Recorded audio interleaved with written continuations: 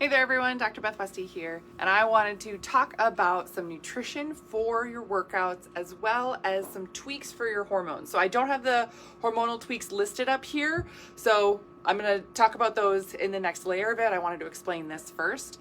I tried to break this down really easily. If you'll notice, I just have the time frames listed, and like the 15-minute time frame is the same size as the 60-minute time frame. So it's not proportional for time per se.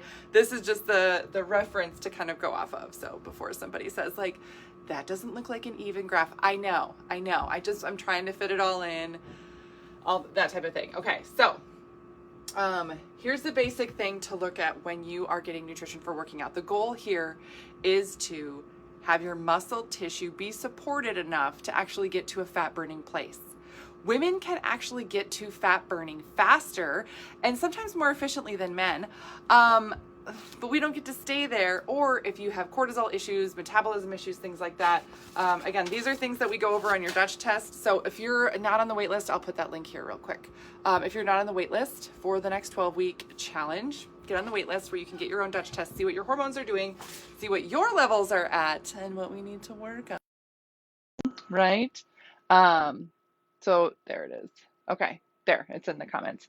So that's one of the things to keep note of. But we want to support your system so that you can get to fat burning and actually work with your metabolism and then have your body recover so that you can do it again the next day. If you are trying to get to fat burning, working out, busting your butt at the gym, but you feel exhausted, your muscles aren't recovering, and you're like, oh, I can't keep going. I just started this program and why am I sucking at it? I just can't keep doing it. You're not fueling correctly. You're not giving your system what it needs to actually repair and get to the next level. So this is a basic thing to start with. And then depending on what you need, you can shift and tweak and change from there. But also note that if you are working with somebody, a trainer or something, that's wonderful. Make sure that they're knowledgeable on female physiology to understand where your body's at and the specific changes you would need to get there as efficiently as possible. Okay, so starting your workout here. Oh, I have goo on me. Okay. There's like, I was playing with the dogs earlier and just dog goo on me. Cool. It's fine. Okay, so you're starting your workout. Now, this can be a workout any time of the day. There are different things I recommend sometimes if it's really early or really late, just depending on the person. But if essentially you're starting your workout here, so about 30 minutes before, at least, you can go 60 minutes before, but no longer than that. But about 30 minutes before, you'll want some type of snack, some type of carb, protein, and fat. Anywhere around 15 grams of carb is great. At least 10 grams of protein, 5 grams of fat, something that is complete, something that is not going to sit in your stomach too long. So it is more carb based. Peanut butter toast is a great example of this. Peanut butter toast. There you go. Perfect snack. Half a protein bar, some protein balls that you make, energy balls, whatever that is. Great. I will often do half of a shake and sometimes a small piece of fruit, something like that. Wonderful. Whatever works for you. There's no magic perfect thing. And a lot of times, again, I'll recommend different things, estrogen versus progesterone. If you're in estrogen phase, days 1 through 14 of your cycle, I do recommend doing more plant-based things to help work with the cooling body temperature versus warming. You could do more dairy or a whey-based shake or protein bar there. Okay, then make sure you're hydrating, getting hydration in, that's important. Then you start your workout. Hydrate and electrolytes. Now, the important thing here too is that when you are in progesterone phase, days 15 through 28, that your system actually needs more minerals than it does during the estrogen phase. So that electrolyte piece is going to be very, very key to include because as your body is working out, you're getting rid of a lot of minerals. You have to replace that really, really quickly. Getting a great recovery post-workout in your progesterone phase can be a lot harder if you don't have enough minerals. So keep that in mind. Then say you're doing a class or something, 45 minutes or so.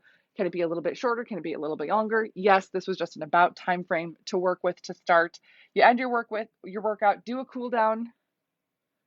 A lot of women don't do a cool down. We don't stretch, we don't maintain our body tissue afterwards. That provides more stress on your system. Now, if you want, I can do a whole other video on that about recovery and actually taking care of your physical body the best so that you can work with your metabolism, that's a big piece of it. But if you are not doing any type of cool down and maintaining your tissue, that's going to be a lot harder on your system. So that's why I put this in there specifically. And then getting some type of branched chain amino acid in after that workout. Why is this important? Because it helps your muscle tissue repair faster. Right about 15 minutes after you are done working out, your body figures out, oh, I'm not pushing anymore. It's time to repair. And if you have these branched chain amino acids available, oh, it's like the perfect repair tool. So it's like, oh, we got this. Oh, here we go. Let's start building muscle really quickly and efficiently. Oh, great. If you are depleted, if you did not eat before going into this workout, if you did not support your system, during and then post workout here, your body's going to break down the muscle tissue and then not rebuild it very well. That doesn't let you increase your metabolism at all. These are things that would stop your metabolism. Yeah. Yeah. And then after that, about 60 minutes after there, you would look for a meal, some type of food. Can this be a shake? Yes, it can be a protein shake. But can it be food? Sure. Yeah. As long as you're getting at least 20 grams of protein, sometimes more, depending on how tough the workout was or where you're at in your cycle. If you are in the progesterone phase, you are going to need more nutrients. So increasing that protein amount, especially after workout, is going to be key for muscle recovery because it is a little harder for your system to recover in the progesterone phase. Carb and fat, again, that depends on where you're at in your cycle. And that I almost don't care about as much as making sure you're getting that protein in. That's so key. So these are just some basic things to work on here, making sure that you're doing this on a routine basis when you're working out. This will really impact how fast you can recover, how well your system responds, and then really take your, results to the next level. Yeah. All right, so that's what I got for you guys tonight. Let me know if you have questions. Let me know if you want me to do a whole video on recovery stuff too. You can either send me a message or drop a comment down below. More than happy to do that. Yes. And then, okay. Other resources I have for you are my book, The Female Fat Solution. This talks all about nutrition that matches your hormones in your cycle. And then The Female Menopause Solution. If you don't have a cycle anymore, here is a nutrition book for you. Both are on Amazon. And then my YouTube channel is called Dr. Beth Westie, where you can subscribe to stay updated on all the things I have coming out. And my podcast is called The Female Health Solution. So if you like podcasts, that is a lot of great information right there as well for you to listen to. So that's what I got for you guys tonight. Let me know if you have any other questions, and I will see you later.